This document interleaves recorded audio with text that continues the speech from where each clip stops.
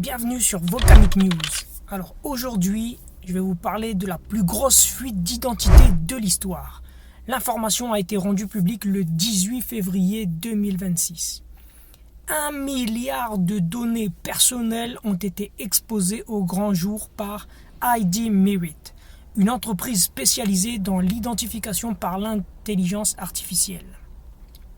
Cette IA, qui devait justement sécuriser ces vérifications d'identité, est à l'origine de la plus grosse fuite de données personnelles de l'histoire récente. Environ 1/8 de l'humanité est potentiellement compromise.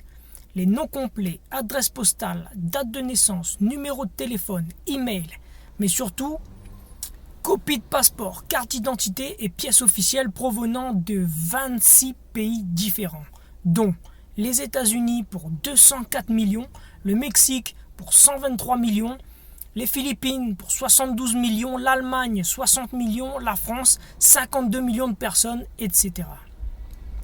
Ces informations ultra sensibles provenaient des processus KYC obligatoires des banques, des fintech, des assurances, des opérateurs de télécom du monde entier.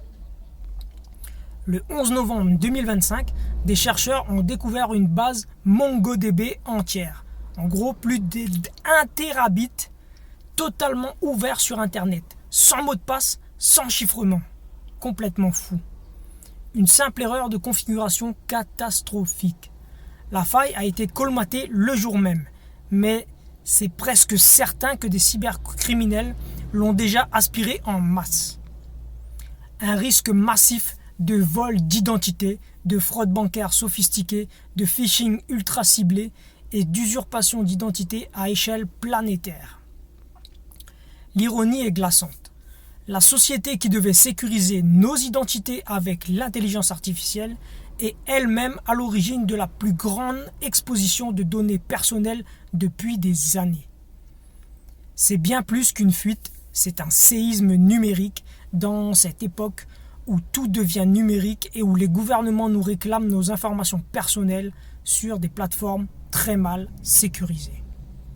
Alors, un petit conseil, jetez un œil à vos comptes bancaires, faites attention aux emails que vous recevez et faites attention à vous. C'était Volcanic News, à la prochaine.